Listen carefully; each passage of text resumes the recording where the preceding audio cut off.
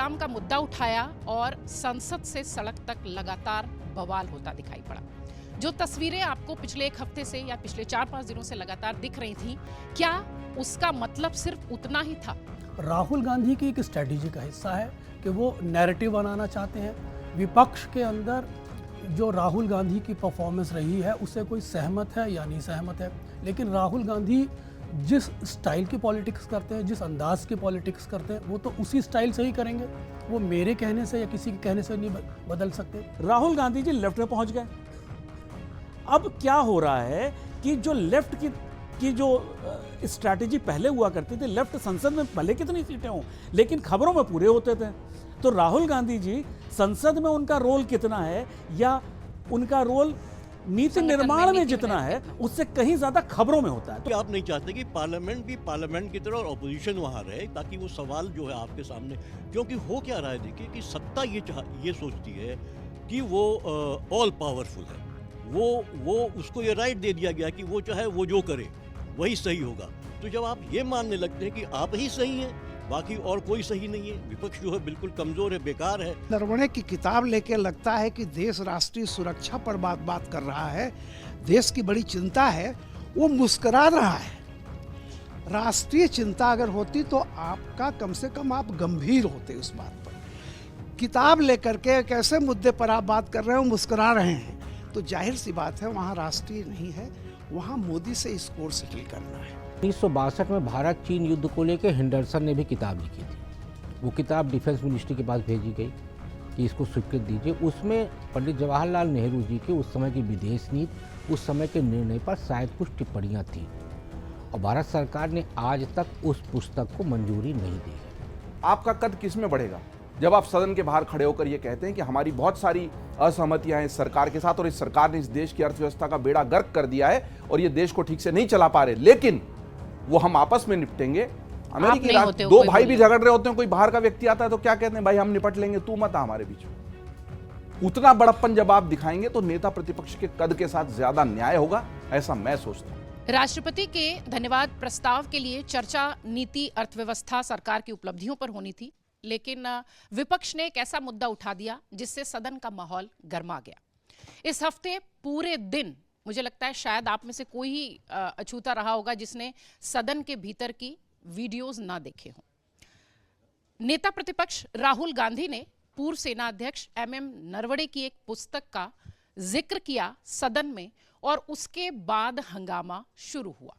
यह हंगामा इतना बढ़ा कि प्रधानमंत्री मोदी लोकसभा में बोल भी नहीं पाए। राज्यसभा में उन्होंने अपनी बात रखी। बजट सत्र की जब शुरुआत हुई तो लगा कि कम से कम ये वाला सत्र दूसरे सत्र से थोड़ा सा अलग होगा, क्योंकि इसमें देश के बजट की बात होगी, धन्यवाद प्रस्ताव की बात होगी और नीति अर्थव्यवस्था की बात होगी, लेकिन ऐसा कुछ नहीं हुआ। राहुल गांधी ने डोकलाम का मुद्दा उठाया और संसद से सड़क तक लगातार बवाल होता दिखाई पड़ा। जो तस्वीरें आपको पिछले एक हफ्ते से या पिछले 4-5 दिनों से लगातार दिख रही थी, क्या उसका मतलब सिर्फ उतना ही था? दरअसल नहीं।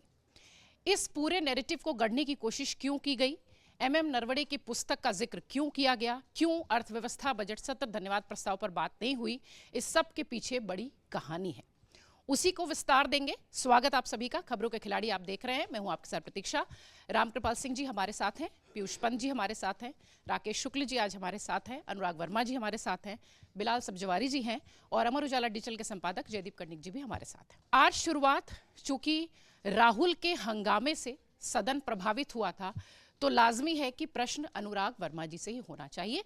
वो उनके फेवरेट व्यक्ति भी हैं और वो उनका फेवरेट विषय भी है।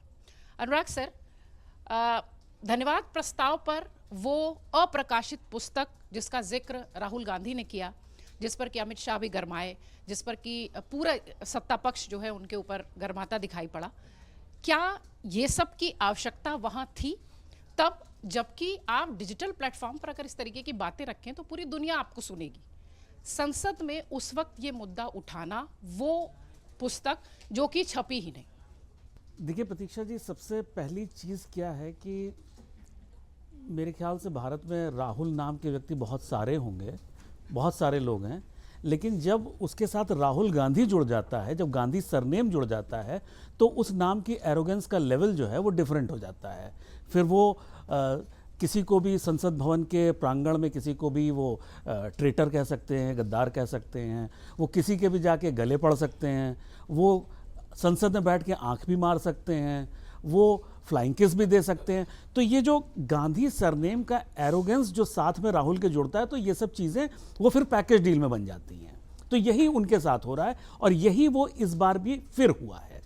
देखिए, ये समस्या हम हर जितने भी सेशन होते हैं पार्लियामेंट के, हमारे पास सिर्फ एक मुद्दा होता है। जितने जर्नलिस्ट अक्रॉस इंडियन मीडिया है वो एक ही विषय को डिस्कस कर रहा होता है कि राहुल गांधी जी ने इस बार ये किया, राहुल गांधी ने इस बार वो किया। कुछ ना कुछ राहुल गांधी जी ऐसा करते हैं जिसकी वजह से हम लोग उस पर वो हम लोग को बिजी रखते हैं। बेसिकली हमें एक टॉपिक देते हैं वो हर संसद के सत्र में, और साथ में सरकार को सारे बिल पास कराने के लिए बिना किसी विरोध के मौका देते हैं। तो वो सरकार की भी मदद कर रहे हैं। देखिए, जब से आज़ादी मिली है तब से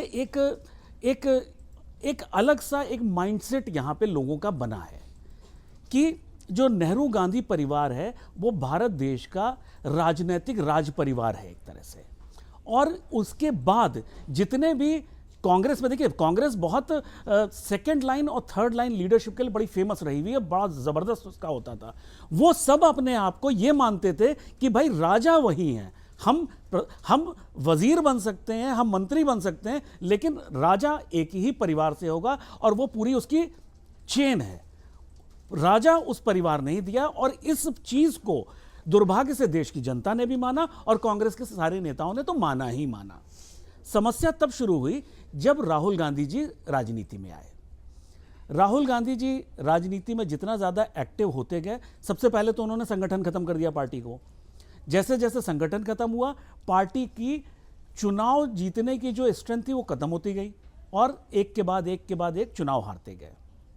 अब जब सारे चुनाव हार रहे हो तो फिर तो मंत्री और वजीर सब सवाल करने लगे ना, प्रजा सवाल करने लगी ना, भाई राजा अब आपको सत्ता नहीं दिला पा रहा है। तो राहुल गांधी पे जब सवाल उठने लगे तब लोगों को समस्या होने लगी, लोगों ने राजा पे सवाल उठाने शुरू कर दिए। अब जो पार्टी जो संगठन और अपनी सेकंड और थर्ड लाइन लीडरशिप के लिए जानी जाती थी, वो आपकी छोड़ छोड़ के चली गई दूसरी पार्टियों में। कुछ ने राजनीति से संन्यास ले लिया, कुछ को भाजपा में जगह मिल गई, कुछ को रीजनल पार्टियों में जगह मिल गई। तो एक तरह से अब सिर्फ कांग्रेस पार्टी बची है। सोनिया गांधी, प्रियंका गांधी, राहुल गांधी, वरुण गांधी वेटिंग में हैं। रॉबर्ट वाड्रा जी अपने एम्बिशंस बता चुके हैं कि वो राजनीति में आना चाहते हैं। रेहान राजीव गांधी की तैयारी चल रही है। अब पूरा परिवार, तो एक परिवार का मतलब ही कांग्रेस पार्टी आने वाले समय में रहने वाला है। अब समस्या क्या हुई, जब राहुल गांधी जी लगातार हारे जा रहे हैं, सेकेंड लाइन लीडरशिप खत्म है, उनके पास सलाहकारों की टीम नहीं बची। तो अब जो पार्टी खत्म हो गई थी लेफ्ट, वो वहां से सलाहकार इनके पास आ गए। पहले क्या था, एक राइट था, एक लेफ्ट था, एक सेंटर था। सेंटर में कांग्रेस होती थी, लेफ्ट खत्म हुआ, राहुल गांधी जी लेफ्ट में पहुंच गए। अब क्या हो रहा है कि जो लेफ्ट की जो स्ट्रैटेजी पहले हुआ करती थी, लेफ्ट संसद में भले कितनी सीटें हों लेकिन खबरों में पूरे होते थे। तो राहुल गांधी जी संसद में उनका रोल कितना है या उनका रोल नीति निर्माण में जितना है उससे कहीं ज्यादा खबरों में होता है। तो खबरों में बने रहने का जो इनकी नई कला है वो लेफ्ट से आई है। तो अब सेंटर जो कांग्रेस की स्ट्रेंथ थी वो खत्म हो चुकी, ये लेफ्ट में आ गए और इसी वजह से कांग्रेस को समस्या हो रही है और देश को समस्या ये हो रही है कि जब संसद का सत्र चलता है तो राहुल गांधी जी हेडलाइंस बनाने में ज्यादा लगे रहते हैं, ना कि कंस्ट्रक्टिव कामों में। बिलाल सर, नैरेटिव बनाने के लिए, कैमरे पर आने के लिए वो जगह क्या मुफीद है जहां से वो अपनी बातें कर रहे हैं? अनुराग जी भी जिस ओर इंगित करने की कोशिश कर रहे हैं कि नीति पर बात नहीं, अर्थव्यवस्था पर बात नहीं, वो पुस्तक छपी नहीं, उसका आप जिक्र कर रहे हो, उसे कोट करके बता रहे हो, जिसका कि कोई लेना देना नहीं है, 2020 की बात है वो। और उसमें भी वो आपने समझा कि सरकार ने ऐसा क्यों कहा या क्या कहा, वो आपका वो था। वो नैरेटिव गढ़ने की जगह है क्या? देखिए, संसद में ही नैरेटिव गढ़े जाते हैं। संसद एक ऐसा प्लेटफॉर्म है जहां पर पूरे देश के अंदर संदेश दे सकते हैं। रहा राहुल गांधी का सवाल, तो राजनीति चलती ही नैरेटिव पे है। राहुल गांधी भी पॉलिटिक्स कर रहे हैं और एलओपी हैं। अगर कोई मुद्दा राहुल गांधी उठाते हैं एलओपी होने के नाते, तो उसको सुना तो जाना ही चाहिए। उसमें व्यवधान की कोई ज़रूरत नहीं है, उसमें टोका टाकी की कोई ज़रूरत नहीं है। नहीं, नियम के पहले- अनुरूप ही सुनेंगे ना सर, आप नियम थोड़ी तोड़ दोगे वहां का, तो जहां आप बैठे हो। बहुत सारी चीज़ें राहुल गांधी पार्लियामेंट परिसर में उठाते हैं। अगर वहाँ नहीं उठाए दिया जा रहा तो परिसर से बाहर उठाते हैं। तो ये पहली बार शिकायत तो है नहीं राहुल गांधी की, उन्हें बोलने नहीं दिया जाता। लेकिन जब मुद्दों की बात आती है, जब सुरक्षा से जुड़े मुद्दों की बात आती है, चीनी घुसपैठ की बात आती है, जनरल नरवाने की किताब की बात आती है, एप्स्टीन फाइल की बात आती है, तो ये अपने आप में विपक्ष को एक नैरेटिव देते हैं और सत्ता पक्ष के नैरेटिव को एक डिफेंसिव लेवल पर लेके जाते हैं। राहुल गांधी की एक स्ट्रेटजी का हिस्सा है कि वो नैरेटिव बनाना चाहते हैं। विपक्ष के अंदर जो राहुल गांधी की परफॉर्मेंस रही है उससे कोई सहमत है या नहीं सहमत है, लेकिन राहुल गांधी जिस स्टाइल की पॉलिटिक्स करते हैं, जिस अंदाज की पॉलिटिक्स करते हैं, वो तो उसी स्टाइल से ही करेंगे। वो मेरे कहने से या किसी के कहने से नहीं बदल सकते।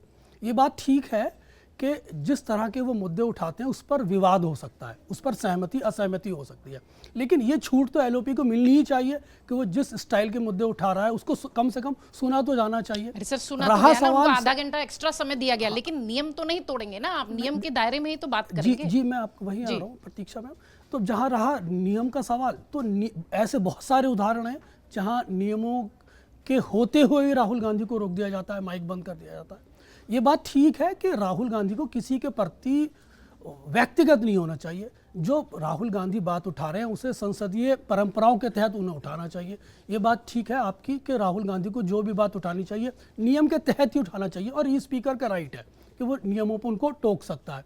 लेकिन जब स्पीकर ने उनको टोका तो राहुल गांधी रुके भी। फिर राहुल गांधी ने पूछा कि आप मुझे बता दीजिए मुझे क्या बोलना है।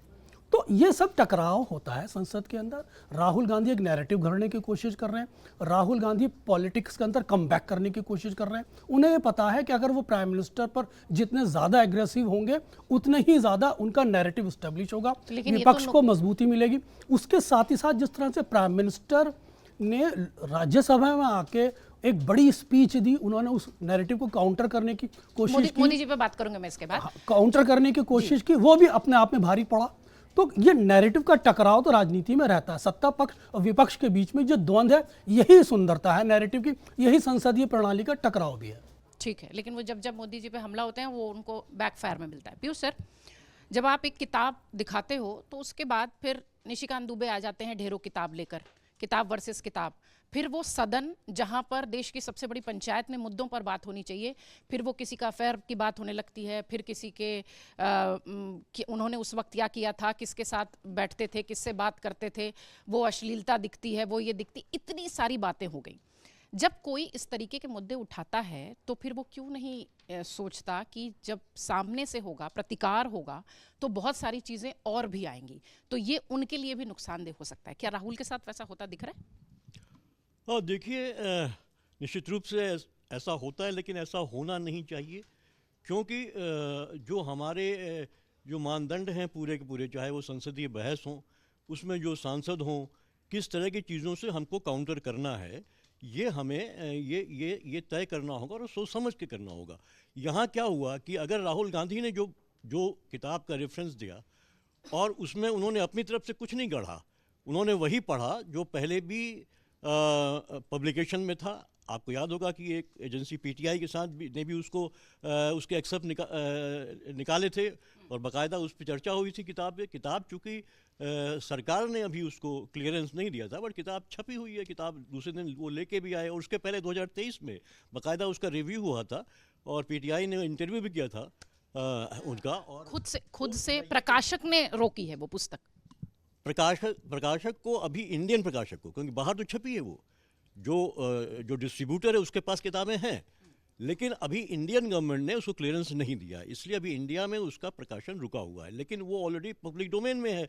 और यही राहुल गांधी के जैसे 2023 में बाकायदा खुद जनरल साहब ने वो इंटरव्यू दिया था, बातचीत हुई थी उसमें पीटीआई के साथ, बात पीटीआई ने छापा भी था उसको, तो वो पब्लिक डोमेन में है और उन्होंने कोई अपने मन से नहीं पूछा, उन्होंने उन्हीं की बातों को कोट किया।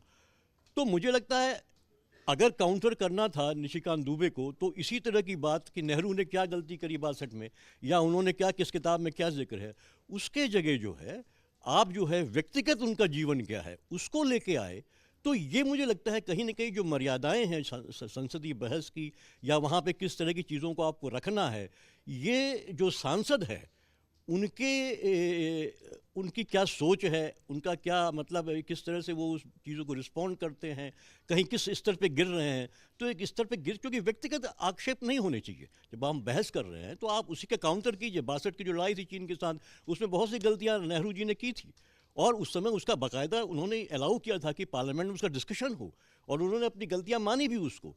लेकिन आज क्या हो रहा था कि जैसे ही राहुल गांधी ने ये बात कही, उस रेफरेंस को दिया, तुरंत राजनाथ सिंह जी एकदम रिएक्ट कर गए, फिर अमित शाह जी, और फिर स्पीकर साहब बिल्कुल मना। बड़ी बात ये होती है, देखिए इंस्टीट्यूशन क्या है, पार्लियामेंट क्या होती है? पार्लियामेंट होती है वही एक ऐसा फोरम है जहां आप एग्जीक्यूटिव को उसको आलोचना कर सके, उसकी पॉलिसीज़ पे या उसकी गलतियों की तरफ इशारा कर सके, और कोई फोरम नहीं है। बाकी तो एग्जीक्यूटिव के पास तमाम फोरम है जहां वो अपने ऑर्डर निकालते हैं या इम्प्लीमेंट करते हैं, बट पार्लियामेंट ऐसा है जहां एग्जीक्यूटिव हमेशा जो है, इसीलिए देखिए कॉन्स्टिट्यूशन में ये चीज़ें बनाई गई इंस्टीट्यूशंस, तो इंस्टीट्यूशंस को आप डाइल्यूट करेंगे। और अभी लेटेस्ट क्या हो रहा है, मुझे ये जो दिखाई दे रहा है, बाकी इंस्टीट्यूशन तो आपने डाइल्यूट कर दिए, पार्लियामेंट को भी आप नहीं चाहते कि पार्लियामेंट भी पार्लियामेंट की तरह और अपोजिशन वहाँ रहे, ताकि वो सवाल जो है आपके सामने, क्योंकि हो क्या रहा है देखिए कि सत्ता ये सोचती है कि वो ऑल पावरफुल है, वो उसको ये राइट दे दिया गया कि वो चाहे वो जो करे वही सही होगा। तो जब आप ये मानने लगते हैं कि आप ही सही हैं, बाकी और कोई सही नहीं है, विपक्ष जो है बिल्कुल कमज़ोर है, बेकार है। क्योंकि आप देखिए लगातार प्रधानमंत्री जी के भी तमाम वक्तव्य होते हैं, कोई भी भाषण हो, चाहे लोकसभा में हो, राज्यसभा में हो, वो इसी तरह की बात, विपक्ष को हमेशा कमज़ोर करने की कोशिश होती है, दिखाने की कोशिश होती है।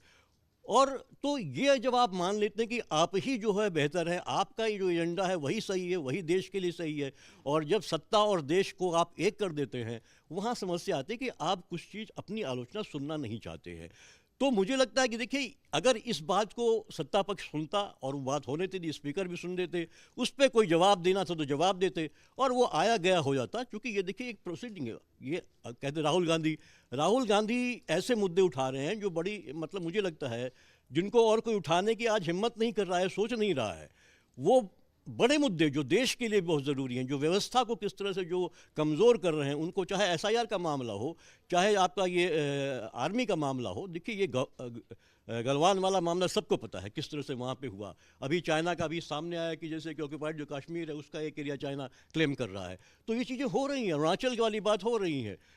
तो लेकिन उस पर सरकार को एक्सेप्ट करके सफाई दे, और बेहतर आगे कैसे होगा, और अपोजिशन का भी उसमें लेना चाहिए। देखिए डेमोक्रेसी यही है, और सरकार को बेहतर चलाने के लिए, देश के लिए यही ज़रूरी है, आप अपनी कमज़ोरियों को स्वीकार करें। भाई हर आदमी ज़रूरी नहीं कि वो परफेक्ट हो और सब सही करे, तो उसकी आप आलोचना सुनिए, जो गलतियां हैं उनको ठीक करिए, ताकि और देश आगे बढ़े, इस तरह के इल्ज़ाम न लगे। लेकिन आलोचना, मुझे लगता है कि लोकतंत्र का, विपक्ष का पूरा अधिकार है, उसमें इफ्स एंड बट्स नहीं होते, इसीलिए इंस्टीट्यूशंस बनाए गए हैं।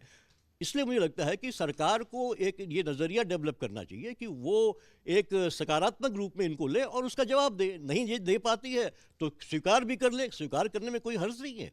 सरकार स्वीकार की हाँ हमसे ये गलती हुई है और शायद ऐसा हुआ होगा, लेकिन वो जो हालात ऐसे थे कि वहाँ पे ये ज़रूरी था, और हमने आर्मी को पूरा फिर उसके बाद ये फ्री हैंड दिया गया। राष्ट्रीय सुरक्षा का मुद्दा सदन में क्यों उठे, ये भी एक वो सवाल है। रामकृपाल सर, हमने अपने ही देश में बहुत सारे वीडियोस देखे हैं कि सेना पर पत्थर फेंके जा रहे हैं और सेना को आदेश नहीं है, इसलिए वो कोई रिएक्ट तक नहीं कर सकती। कश्मीर की ढेरों वीडियोस आज भी मिल जाती है, बहुत सारे इस तरीके के जो बॉर्डर के एरियाज हैं वहाँ की तस्वीरें मिलती हैं। अगर रक्षा मंत्री या प्रधानमंत्री ये कहते हैं कि आपको जो उचित लगे वो आप करें, यानी आप स्वयं निर्णय लें वहाँ की जो परिस्थिति है, तो इसे कोट करके सेना पर सवाल उठाना, वो भी नेता प्रतिपक्ष का, वो भी विपक्ष का, आप स्पीकर्स के ऊपर कागज फेंक रहे हो, आप मतलब सदन के पीछे उद्दंडता कर रहे हो, इतने लोगों को हटाना पड़ा, पूरे सेशन से कई लोग बाहर हुए, तो ये सब चीज़ें, क्या ऐसा लगता है कि इतना प्लस पॉइंट मिल पाएगा विपक्ष को या राहुल को? मैं एक कुमार बाराबंकी की 2 लाइनें हैं उससे शुरू कर रहा हूँ, जो सत्ता पक्ष और विपक्ष दोनों के लिए फ़ायदेमंद होगी। वो है कि आदमी आदमी है, फरिश्ता नहीं। हक समझ के खता पे खता कीजिए।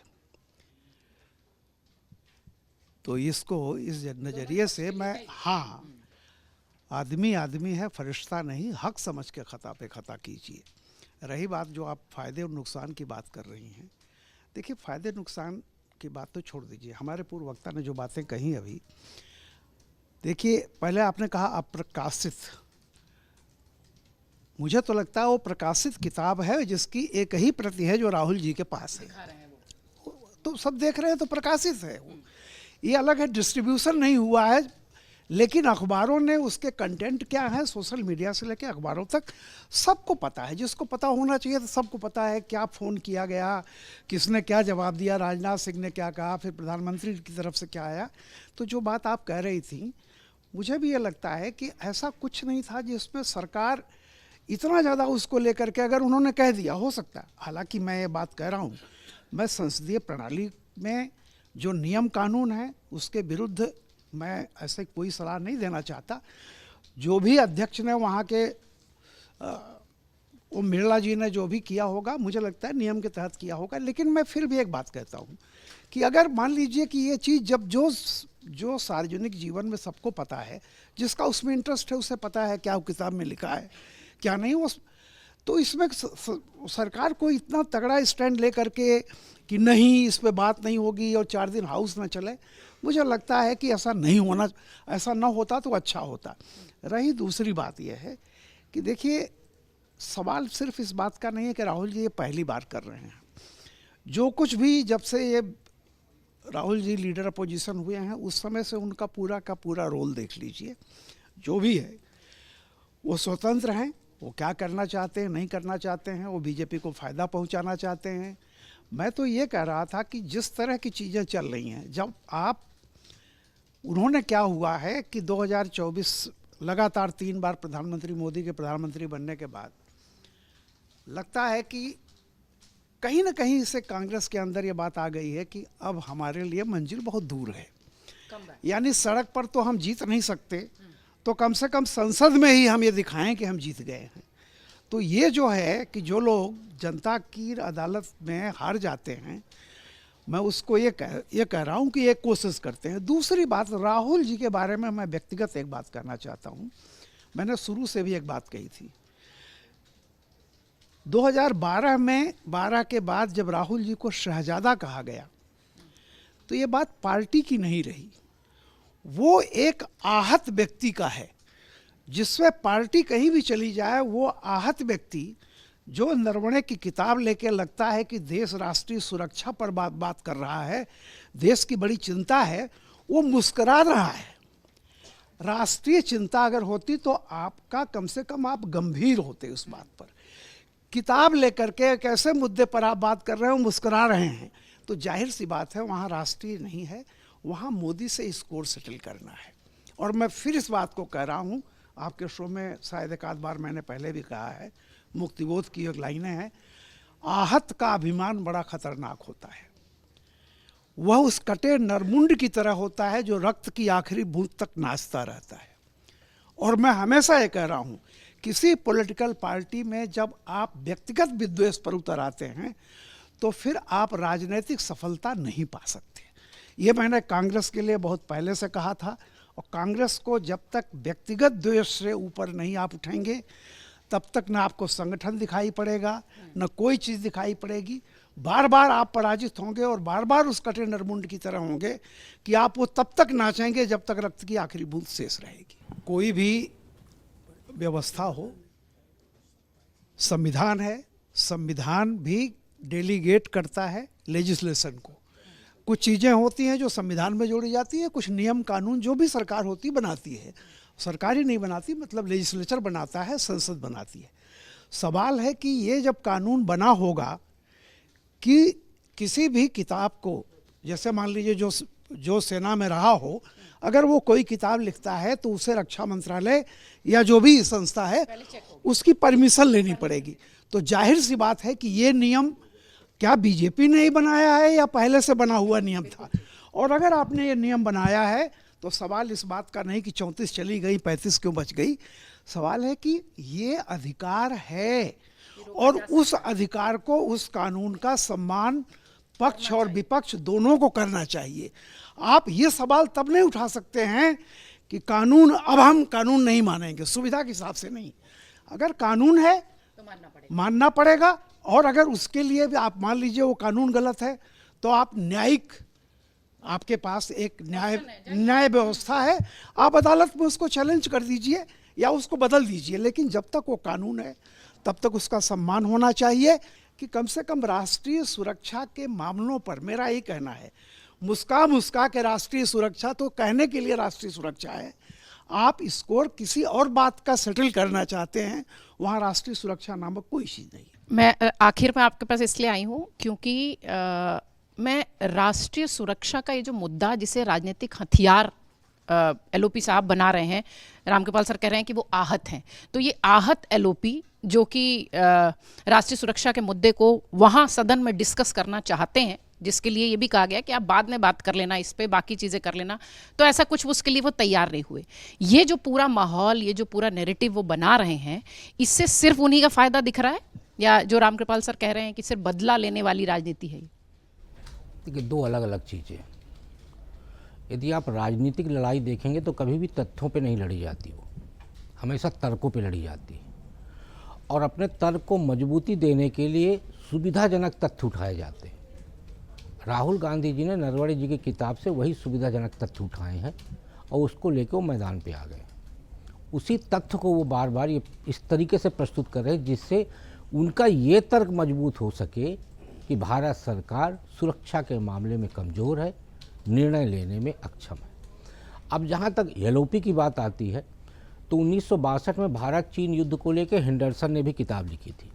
वो किताब डिफेंस मिनिस्ट्री के पास भेजी गई कि इसको स्वीकृत दीजिए। उसमें पंडित जवाहरलाल नेहरू जी के उस समय की विदेश नीति, उस समय के निर्णय पर शायद कुछ टिप्पणियाँ थी, और भारत सरकार ने आज तक उस पुस्तक को मंजूरी नहीं दी है। आरटीआई में खुलासा हुआ कि 2020 से 24 के बीच में डिफेंस मिनिस्ट्री को 35 पुस्तकें मिली, उनमें से 34 को उन्होंने मंजूरी दे दी, और कई जनरल की थी, जीडी बख्शी सहित कई जनरल की लिखी हुई पुस्तकें थी। एक नरवणे जी की पुस्तक को अभी तक मंजूरी नहीं दी गई है। तो बतौर एलओपी, जिसका कद प्रधानमंत्री के बराबर होता है, उसको इतना तो समझ होती है कि 35 में से भी एक पुस्तक को डिफेंस मिनिस्ट्री की तरफ से मंजूरी नहीं दी गई है, तो कुछ तो कारण होगा। और एलओपी को जो लोग भी ज्ञान देने वाले लोग हैं, वो ये तो ज़रूर बताना चाहिए उनको कि 1962 की भी एक पुस्तक आपके लंबे शासनकाल में भी मंजूरी नहीं दी गई सुरक्षा कारणों से। तो ये दो चीज़ें जो बेहतर तरीके से हैं, और उनमें मैं फिर कहूँगा कि राहुल गांधी जी को ये बताया गया कि आप तर्क को लेके आगे बढ़िए। अब तर्क में उनके पास 2 पॉइंट रखे गए। एक पॉइंट ये रखा गया कि यदि आप इस मुद्दे को लेके चलेंगे तो आप हेडलाइन बनेंगे, और इस मुद्दे को आप थोड़ा सा पुश करेंगे तो सरकार बैकफुट पे जाएगी। तो उनके दिमाग पे वो तांगे के घोड़े की तरह फीड किया गया। अब उनकी समझ में यही आया कि नहीं, यही 2 मुद्दे ऐसे हैं जिससे हम सरकार को कटघरे में खड़ा कर सकते हैं। तो सदन के अंदर और सदन के बाहर वो नरवणे जी की किताब लहराते घूमते रहे, उसको लेकर चर्चा हुई। राहुल गांधी जी निश्चित तौर पे चर्चा के केंद्र में रहे। ऐसा प्रदर्शन बना सदन के अंदर कि सरकार जो है बैकफुट पे है, क्योंकि गृह मंत्री जी, रक्षा मंत्री जी, सब लोगों ने इस बात पे आपत्ति जाहिर की, और यहाँ तक कि स्पीकर ने भी कहा कि इस पुस्तक का जिक्र न करिए क्योंकि ये पुस्तक को अभी तक मंजूरी नहीं मिली। तो एक नैरेटिव बाहर आके राहुल गांधी जी ने ये बनाया कि सरकार जो है जवाब देने की स्थिति में नहीं है, और इसलिए इस तथ्य को, यानी वो तथ्य कौन सा है जो नरवणे जी की किताब से उन्होंने निकाला हुआ है, उस तथ्य को तर्क के माध्यम से उन्होंने भारत के सामने एक नए सिरे से प्रस्तुत किया, और ऐसा जताने का प्रयास किया कि भारत सरकार, जिस पे हम यानी भारत के लोग इस बात पे भरोसा करते हैं कि हमारी आंतरिक और बाहरी सुरक्षा बहुत मजबूती के साथ भारत सरकार उसको मजबूती दे रही है, वो कहीं ना कहीं डगमगाए, कहीं ना कहीं डगमगाए। उसमें वो कितने सफल हुए हम ये नहीं जानते, लेकिन भारत की आंतरिक और बाह्य सुरक्षा के लिए देश के नेता प्रतिपक्ष की तरफ से इस तरह का उपक्रम करना, इस तरह का हथकंडा अपनाना, मुझे लगता है कि राष्ट्रहित में उचित नहीं है। बहुत सारे लोग राष्ट्रहित की बात कर रहे हैं, विपक्ष के नेता भी वही कह रहे हैं राष्ट्रहित हो रहा है, सरकार भी कह रही है कि नहीं नहीं वो नहीं। कोई उन बॉर्डर्स पर खड़े सैनिकों के बारे में नहीं सोच रहा कि उनका मनोबल किस तरीके से चोटिल हो रहा है। आप देश की सबसे बड़ी पंचायत में बैठकर लगातार हंगामा कर रहे हो, लगातार सेना के उस वक्त के जो उनका शौर्य था, जो प्रदर्शन था, कहीं ना कहीं सवाल तो उस पर भी है। देखिए प्रतीक्षा, मसला बहुत ही गंभीर है और इस पर बहुत सारी बातें आई हैं। मुझे लगता है कि इस वक्त इस देश को जितने मजबूत विपक्ष की जरूरत है उतनी पहले कभी नहीं थी। बहुत सारे मुद्दे हैं और बहुत सारी दिक्कतें हैं, लेकिन संसद के बजट सत्र में राष्ट्रपति के अभिभाषण के प्रत्युत्तर में किस तरह के तर्कों पर चर्चा होगी और कौन से मुद्दे हम समय मांगकर अलग से चर्चा करेंगे, और उसके लिए अगर सरकार समय नहीं देती है तो भी सरकार बैकफुट पर ही होगी, लेकिन तय टाइमिंग के हिसाब से करना चाहिए। अलग अलग भूमिकाओं में राहुल गांधी जो भी करते रहे, लेकिन नेता प्रतिपक्ष की भूमिका ऐसी थी जहां पर उनके पास अपने पूरे राजनीतिक करियर को एक नई ऊंचाई देने का सबसे सुनहरा अवसर है। और अगर वो इस मौके को लगातार गंवा रहे हैं तो न केवल राहुल गांधी का और कांग्रेस का बल्कि देश का दुर्भाग्य है। कुछ बातें ऐसी होती जहां पर आप लाइन नहीं क्रॉस करते, लाइन ऑफ कंट्रोल पर सेनाएं भले ही लाइन क्रॉस कर जाए और युद्ध हो जाए, लेकिन कुछ मामलों में राजनीतिक मर्यादाएं होती हैं जहां पर राष्ट्र का हित शामिल होता है, वहां पर मर्यादाएं रखनी पड़ती हैं। इन्हीं नरवणे साहब को अमर उजाला के संवाद में गुड़गांव में मैंने खुद उनसे संवाद किया, बातचीत की थी, और उन्होंने कहा कि इस पुस्तक को लेकर कुछ बातें आई, न्यूज एजेंसी पर भी आई, लेकिन वो इस एंटीसिपेशन में आई थी कि पुस्तक छप गई है और वो जल्दी ही बाजार में आएगी। लेकिन अगर डिफेंस मिनिस्ट्री ने मंजूरी नहीं दी है तो मैं इस पर बात अभी नहीं करना चाहूंगा, करना उचित नहीं होगा। मैंने उनसे एक भी सवाल उस पुस्तक को लेकर नहीं पूछा, चीन को लेकर पूछा, और उन्हीं नरवणे साहब ने उस वक्त भी और अन्य मौकों पर भी जब ये जवाब दिया कि हमने 1 इंच भी भूमि हमारी चीन को नहीं दी है, तो क्या वो तथ्य अपने आप में सब कुछ नहीं कह देता है? वो पूर्ण है, अंदर जो कुछ भी हो किताब में, और मैं कहता हूं किताब में अगर ऐसा कुछ है भी जो सच है लेकिन राष्ट्र के लिए शर्मसार करने वाला है तो उसको नहीं प्रकाशित होने देना। ये नियम है। चीन में युद्ध हार जाने के बाद हमको लता मंगेशकर से कहना पड़ता है कि आप ए मेरे वतन के लोगों गाओ, और कवि प्रदीप को लिखना पड़ता है क्योंकि वो राष्ट्रीय शर्म का। तो क्या हम इस शर्म को लगातार प्रकाशित करें और इसको ये माने? कपड़े जूते नहीं थे सैनिकों के पास, और ऐसा किसी भी सरकार ने किया है तो गलत है, और उसकी जांच होनी चाहिए और उस पर काम होना चाहिए, लेकिन उस पर इस तरह की ओपन पब्लिक चर्चा नहीं होनी चाहिए। अगर वो राष्ट्रीय सुरक्षा का मुद्दा है तो, और वो राष्ट्रीय सुरक्षा का मुद्दा है कि नहीं, ये तय करने वाले हम और आप नहीं है। अगर रक्षा मंत्रालय ने तय किया है, और जैसा कि बहुत सही तथ्य दिए राकेश जी ने कि 35 में से अगर 34 किताबें छप गई तो निश्चित तौर पर कुछ किसी में संपादन के लिए सलाह दी गई होगी। कि सेंसर बोर्ड फिल्मों को रोकता है? नहीं रोकता है, संशोधन के लिए भी कहता है, रोकता भी है दृश्यों को। क्यों? कि समाज में गलत बात नहीं जाए। जब सेंसर बोर्ड फिल्मों को समाज में गलत बात नहीं जाने के लिए फिल्टर लगा सकता है तो देश के हित से जुड़े हुए मुद्दों पर डिफेंस मिनिस्ट्री क्यों नहीं लगा सकती? सैक्रोसेंट होती है कुछ चीजें, आप उसको उठाकर अपने लिए उपलब्ध एक बहुत अच्छे मौके का फायदा नहीं उठा पा रहे हो। इसका मतलब यह भी आप साबित कर रहे हो कि बजट में ऐसा कुछ था ही नहीं जिस पर आप चर्चा कर सकते थे। यह भी ठीक है कि इस हंगामे से राजनीतिक जो पूरी साइकिल है वो पूरी हुई। 2004 में ऐसा ही भाजपा ने किया था, प्रधानमंत्री का नहीं भाषण हो पाया था राष्ट्रपति के अभिभाषण के उत्तर में। ये राजनीतिक दांवपेच अपनी जगह है, नैरेटिव का गढ़ा झाना, तर्कों पर लड़ना, तथ्यों पर, ये सब अपनी जगह और सब मंजूर कर लिया जाएगा, लेकिन राष्ट्र के हित से कोई समझौता मंजूर नहीं कर लिया। हम मीडिया में, और हमें जब डिफेंस मिनिस्ट्री से कोई डायरेक्टिव आ जाता है कि ये खबर इस तरीके से नहीं जाएगी तो नहीं जाएगी।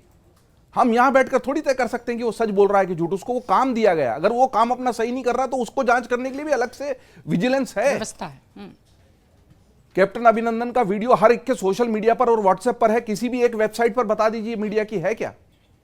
नहीं है, क्योंकि वो राष्ट्रीय सुरक्षा का मसला था और कहा गया था कि ये वीडियो नहीं जाएगा तो नहीं गया। हमारे पास ऐसे तमाम वीडियो हैं जहां पर कहीं ना कहीं सैनिक की, सेना की, सैनिक भी तो व्यक्ति है ना, लापरवाही व्यवस्था की है, लेकिन वो राष्ट्रहित का मसला है। कई मामलों में तो डायरेक्टिव नहीं होकर भी संपादन के स्तर पर हमको लगा कि यार ये गलती हुई होगी, लेकिन ये देश को शर्मसार करने वाली है। आखिरकार तो आतंकवादी मारा गया, लेकिन उस आतंकवादी ने जो हमें नुकसान पहुंचाया उसमें कहीं ना कहीं कोई व्यवस्था की गड़बड़ी तो थी, लेकिन हमने उसको प्रकाशित नहीं किया। अगर इस स्तर पर यह समझ कायम है तो नेता प्रतिपक्ष जैसे ऊंचे स्तर पर भी यह समझ होनी चाहिए, बल्कि उनकी गरिमा बढ़ेगी। अमेरिका का राष्ट्रपति अगर कहता है कि India is a dead economy, और अब बाहर संसद के बाहर आके कह देते हो कि India is a dead economy, खराब है। हाँ, आप ये जरूर कह सकते हैं कि हमारी अर्थव्यवस्था में अगर दिक्कत है और इस सरकार की नीतियों से हम सहमत नहीं है तो हम आपस में लड़ लेंगे, अमेरिकी राष्ट्रपति को कोई अधिकार नहीं है भारत की इकोनॉमी पर टिप्पणी, तो फिर आपका कद और ऊंचा हो जाएगा। और जो डेड इकोनॉमी, उसी से यूरोपियन यूनियन ट्रेड डील करता है और अमेरिका, वो एक अलग बहस का विषय हो सकता है। लेकिन आपका कद किस में बढ़ेगा जब आप सदन के बाहर खड़े होकर यह कहते हैं कि हमारी बहुत सारी असहमतियां हैं इस सरकार के साथ और इस सरकार ने इस देश की अर्थव्यवस्था का बेड़ा गर्क कर दिया है और ये देश को ठीक से नहीं चला पा रहे, लेकिन वो हम आपस में निपटेंगे। अमेरिकी दो भाई भी झगड़ रहे होते हैं, कोई बाहर का व्यक्ति आता है तो क्या कहते हैं, भाई हम निपट लेंगे, तू मत आ हमारे बीच में। उतना बड़प्पन जब आप दिखाएंगे तो नेता प्रतिपक्ष के कद के साथ ज्यादा न्याय होगा, ऐसा मैं सोचता हूं। इसी सत्र के दौरान प्रधानमंत्री मोदी भी राज्यसभा में खूब बोलते हुए दिखाई पड़े, लगातार विपक्ष के सवालों का जवाब देते हुए दिखाई पड़े। एक संसदीय परिपाटी टूटी भी, हालांकि सर ने जैसा बताया कि 2005 में भी एक बार ऐसा हुआ था, लेकिन संसदीय परिपाटी इस लिहाज से टूटी कि लोकसभा में जो राष्ट्रपति के अभिभाषण पर धन्यवाद प्रस्ताव था उस पर प्रधानमंत्री नहीं बोले, राज्यसभा में बोले।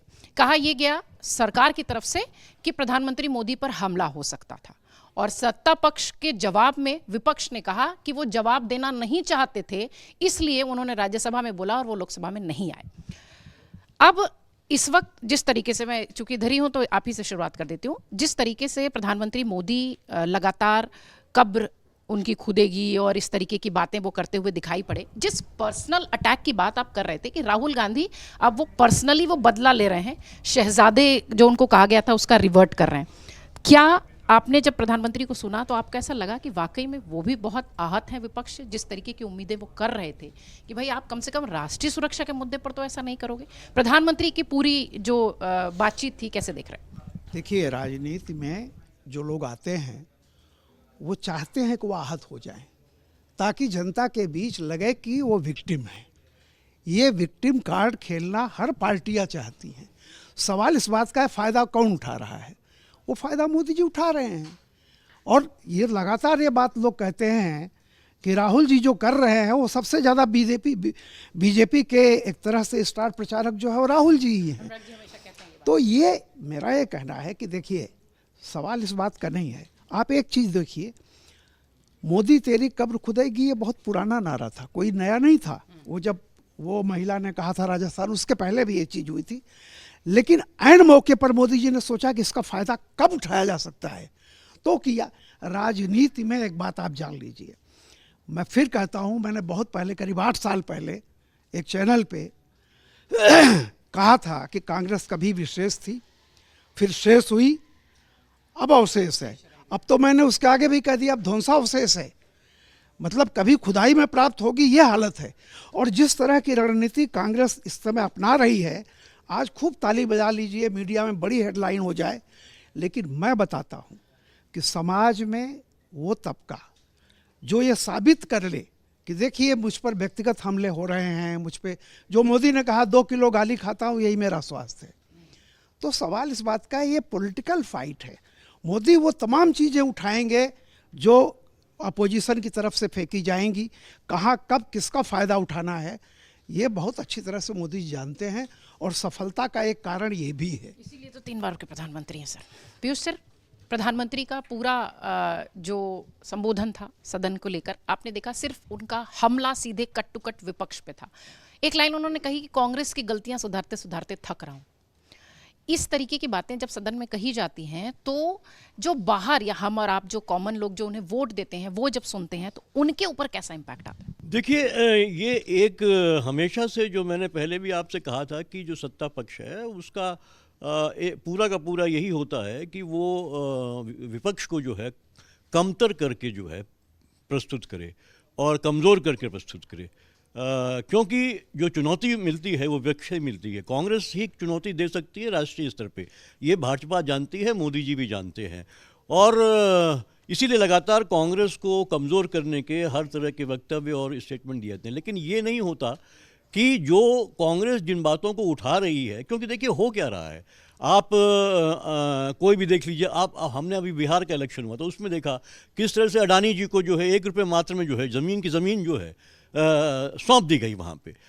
तो ये तमाम मुद्दे हैं, क्योंकि सरकार जो चाह रही है वैसे कर रही है। उसमें से अब देखिए, राष्ट्र निश्चित रूप से राष्ट्र का मामला होता है, देश का मामला होता है, सुरक्षा का मामला होता है, लेकिन इसी तरह का सवाल कब उठा था कि अभी जो देखिए ऑपरेशन सिंदूर हुआ था, उस समय जो सीईओ थे उन्होंने क्या कहा था कि कहीं ना कहीं डिले हुआ पॉलिटिकल लीडरशिप की तरफ से, और इसलिए हमारा अटैक उस तरह नहीं हो पाया, हम ऑर्गेनाइज नहीं हो पाए, और उसके बाद हमने फिर जो ऑर्गेनाइज किया तो हम सक्सेसफुल रहे। तो ये चीज़ें हो रही हैं, तो इसको स्वीकारना और इसको रेक्टिफाई करना, मुझे लगता है लीडरशिप जो देश में शासन कर रही है जरूरी है उसके लिए। तो राहुल गांधी ऐसे उठा के नहीं ला रहे हैं, जो चीज़ें घटित हो रही हैं। तो प्रधानमंत्री लगातार देखिए ये कोशिश करें, उनका जो है कि आज नहीं 2014 से ही वो राहुल गांधी को बदनाम करने या कांग्रेस को बदनाम करने में ये पूरा एक जो है कि मुझे लगता है पॉइंट एजेंडा है कि विपक्ष को कमजोर कर दो ताकि हम सत्ता में रहें, अपनी तरह से जो इंस्टीट्यूशन को रन करें। जोड़ दूं, चौकीदार चोर है, मौत का सौदागर, ये सारी चीजें विपक्ष कह रही है, उसे तो उल्टा और वो भुना कर उसको वोट ले रहे हैं लोगों से। हाँ नहीं, निश्चित रूप से वोट ले रहे हैं, वो कला उनके अंदर है, इसमें कोई दो राय नहीं है। लेकिन जो विपक्ष है वो भी तो जो है कि अब हाँ ये बात ज़रूर हुई है कि हमारा अब शब्दों का जो है अंबार लग चुका है हमारी राजनीति में। हम जो बोलते हैं ये समझते ही नहीं कि हम किस तरह के शब्द इस्तेमाल कर रहे हैं। और मुझे लगता है कि एक जो पॉलिटिकल एजुकेशन की कमी है, आप कहाँ से किस तरह के लोगों को ला रहे हैं, सांसद को ला रहे हैं, जो नेता आ रहे हैं, उनकी ग्रूमिंग उस तरह की नहीं हो रही है। एक educational grooming, political educational grooming नहीं हो रही है, लैंग्वेज को लेकर नहीं हो रही कि हमारा क्या किस तरह की हमको बात करनी चाहिए। एक जो है कि एक अच्छे तरीके से जो है हम बात कर सकते हैं। शब्दों का इस्तेमाल बहुत ज़रूरी है राजनीति में, कहीं का कहीं हो जाता है, जिसका फ़ायदा भाजपा उठा रही है, खासकर मोदी जी उठा रहे हैं। तो ये बात निश्चित रूप से है। लेकिन मैं ये कहना चाह रहा हूँ कि ये सरकार लगातार जो है वो कर रही है जो मनमानी तरीके से अपने हिसाब से कर रही है। विपक्ष का कोई इसके लिए महत्व नहीं है। और विपक्ष हो, चाहे वो चुनावी प्रक्रिया हो, चाहे वो संसद हो, उसके अंदर आप देखिए विपक्ष को जो है कि अगर आप मौका नहीं देंगे अपनी बात रखने की, अगर स्पीकर साहब लगातार जो है कि उनकी बात को जो है कि रिकॉर्ड से हटा देंगे, या माइक ऑफ हो जाएगा, या उनको जो प्रश्न पूछा जाता है समय नहीं दिया जाएगा, तो विपक्ष का फ्रस्ट्रेशन पैदा होगा निश्चित रूप से, क्योंकि वो जनता को रिप्रेजेंट करता है और सत्ता पक्ष से ज़्यादा रिप्रेजेंट करता है। जो परसेंटेज ऑफ वोटिंग है विपक्ष में ज़्यादा होती है, तो वो क्या करेगा वो। तो निश्चित रूप से ये मानवीय कमज़ोरी है कि आप जो है इस तरह के शब्द आपके सामने आ जाते हैं बिना ये सोचे हुए कि आप अपमान कर रहे हैं, जो कि हाईएस्ट मतलब जो प्रधानमंत्री के पद में बैठा व्यक्ति है उसके लिए इस तरह कर रहे हैं। लेकिन मुझे लगता है कि अभी जो मैन्यूवरिंग है, ट्विस्टिंग है ऑफ द वर्ड, जो मीनिंग नहीं होता है उसको भी ट्विस्ट करके दूसरा जो मीनिंग कम्युनिकेट कर देना, क्योंकि सत्ता पक्ष के पास इतना बड़ा जो है इंफ्रास्ट्रक्चर है, आपके लिए कम्युनिकेशन का पूरा सारे सोर्स जो रिसोर्सेज हैं उनके हाथ में हैं, तो वो इस तरह से कम्युनिकेट हो जाता है कि हाँ इन्होंने ये गलत कहा। भाई हो सकता है कि वो कुछ शब्द, और मैं क्या देख रहा हूँ कि कुछ शब्द ऐसे हैं जो आम भाषा में, आम बोलचाल में अक्सर इस्तेमाल होते हैं। अभी क्या हो रहा है, उसको भी राजनीतिक रूप से एक ट्विस्ट दिया जाता है कि नहीं ये शब्द ऐसे ही हुआ, ये गलत इस गाली हो गई है। तो ये जो नैरेटिव होता है ना कि विपक्ष हमेशा गाली दे रहा है, और तो उसका आप देखिए आप उसकी आवाज़ दबा रहे हैं, तो उसके लिए रास्ता क्या है, वो कहाँ जाएगा, अपना आक्रोश दिखाएगा वो। लेकिन कुछ बोले जा रहे हैं, सब कुछ बोले जा रहे हैं और विपक्ष कह रहा है कि हमें बोलने नहीं दिया जा रहा। अनुराग सर, प्रधानमंत्री मोदी ने वो कब्र वाली बात उठाई सदन में, जब वो लेकर आए कि मेरी कब्र खोदने की बात कही गई, उस गद्दार को भी उन्होंने पॉइंट आउट किया कि सरदारों का अपमान है। ये सारी चीज़ें जब वो सदन में बोल रहे थे तो ये प्रॉपर दिखाई पड़ रहा था कि वो सीधे सीधे विपक्ष को नहीं कांग्रेस को जवाब दे रहे हैं। इस तरीके की बातें जो उनकी तरफ से सदन में कही गई, या कांग्रेस जो लगातार कह रही थी कि वो बचने की कोशिश कर रहे हैं, क्या आपको लगा कि प्रधानमंत्री मोदी ने वो सारी बातें, जो सारे फैक्ट्स थे, जब वो रखे जिस पर सवाल उठ रहा था विपक्ष की ओर से? देखिए, अगर आप हर सत्र में आप जब प्रधानमंत्री की बात को जब सुनते हैं ना, प्रधानमंत्री का अभिभाषण आप सुनते हैं, तो प्रधानमंत्री जो पूरे पिछले 20-25 दिनों में, एक महीने में, जो संसद के चलने से पहले से जो भी बातें हो रही होती हैं, सबका एक एक चुन चुन के बहुत सटीक जवाब दे रहे होते हैं। तो एक वो कहावत 100 सुनार की 1 लोहार की, वो होती है, हर बार होती है। और कुछ बातें प्रतीक्षा जी जो अभी बीच में आई उस पर मैं अपना बताना चाहूँगा कि जैसे एक बात कहेगी कि जैसे नेहरू जी के व्यक्तिगत जीवन पे बात करी जाती है, तो वो नहीं होनी चाहिए थी। हमारे वरिष्ठ सहयोगियों ने ये बात करी कि व्यक्तिगत जीवन पे टिप्पणी नहीं की जानी चाहिए। लेकिन मेरे विचार से व्यक्तिगत जीवन की वजह से अगर उसका असर राष्ट्र के ऊपर पड़ा हो, राष्ट्र के जो फॉर्मेशन पे उसका असर पड़ा और उसका नतीजा आज भी हम लोग झेल रहे हैं या हम लोगों को देखना पड़ रहा है, भुगतना पड़ रहा है, तो उस पर डिस्कशन में कोई समस्या नहीं है। नंबर 2, एक बात आई, बिलाल भाई ने कहा कि संसद ही जगह है ऐसी बातों को उठाने के लिए। तो मेरा अपना जो मानना है, संसद के अंदर आप उठाइए तो उठाइए, अगर आप संसद के बाहर उसके प्रांगण में ये उठाने के नाम पे हेडलाइन बनाने के लिए अगर आप किसी को गद्दार कह रहे हैं तो वो निंदनीय है। देश की सेना पे किसी भी तरह का सवाल उठाना गलत है। जयदीप जी ने पूरी बात बहुत डिटेल में समझा दी कि कोई भी व्यक्ति इतना बड़ा नहीं हो गया है कि जो लोग बॉर्डर पे बैठ के हमारी सुरक्षा कर रहे हैं उनके ऊपर सवाल उठाए। गलतियां हर किसी से होती हैं, हुई होंगी, बिल्कुल, इंसान बने ही गलती करने के लिए है। और मुझे नहीं लगता, एक बात आई कि शहजादे शब्द के इस्तेमाल से राहुल गांधी जी आहत हो गए। जितना मैं राहुल गांधी जी को समझता हूं, मेरे ख्याल से वो शब्द से खुश हुए होंगे, आहत तो नहीं हुए होंगे। जितना जो भी बची खुची कांग्रेस है, मेरे ख्याल से वो इस बात से खुश हुए होंगे कि उनकी बची खुची कांग्रेस को प्रधानमंत्री मोदी ने एक मैसेज दे दिया कि भाई तुम्हारे शहजादे यही हैं, इन्हीं के तुमने जो है इन्हीं को खुश करना है। जो साथ न रहे वो गद्दार, जो साथ न रहे वो गद्दार। ठीक है बिलाल सर, प्रधानमंत्री मोदी का जो पूरा वक्तव्य था जो उन्होंने सदन में दिया, हालांकि एक संसदीय परिपाटी टूटी भी, वो लोकसभा में नहीं बोल पाए। ओम बिरला ने कहा कि उनके ऊपर हमले की बात थी, इसलिए जो है हमने उनकी सुरक्षा के लिहाज से ऐसा कहा। विपक्ष इसको दूसरे एंगल से देख रहा है, वो बोल रहे हैं उन्हें जवाब नहीं देना इसलिए कर रहे हैं। लेकिन क्या प्रधानमंत्री ने राज्यसभा में जब आकर बोले तो आपको लगता है कि उन्होंने जवाब दिया? विपक्ष को चुप्पी साधनी चाहिए, अब सारी बातें कह डाली, अब कितना पूछोगे?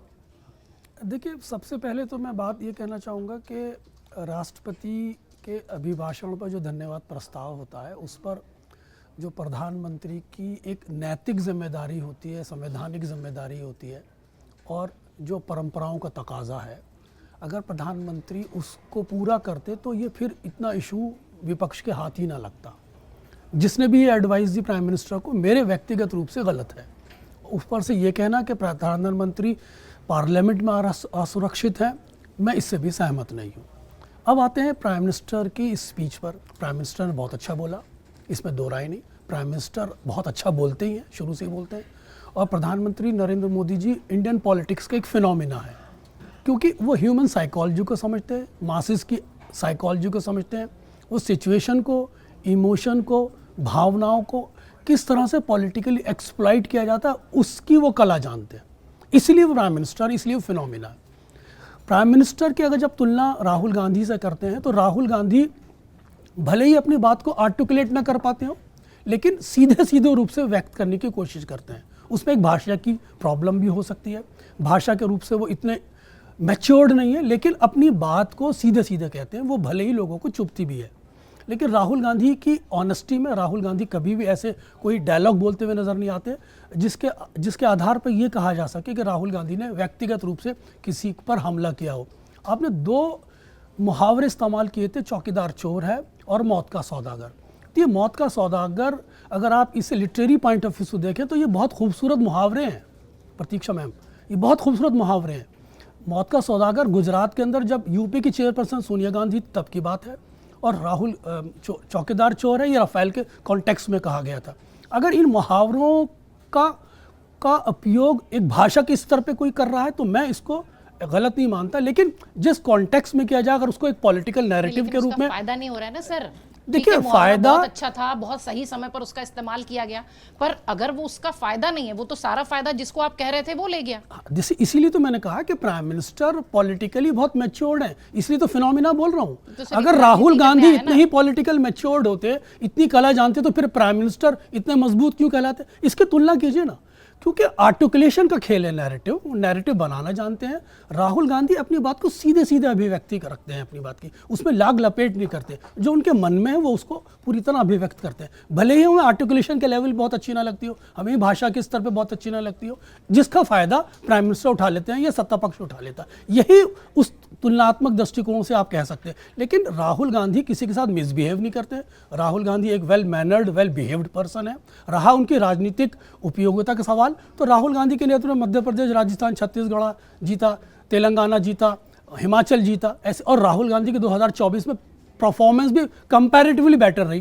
तो ये राजनीतिक टकराव में बहुत सारे चीज़ें ऐसी होती हैं जहां विपक्ष गेयरअप करने की कोशिश कर रहा है, लेकिन विपक्ष को एक सिंक्रोनाइज फॉर्म में अपने आप को रिकंसीडर करने की जरूरत है, ताकि वो एट पार सत्ता पक्ष के नैरेटिव को बराबर आके खड़े हो सके।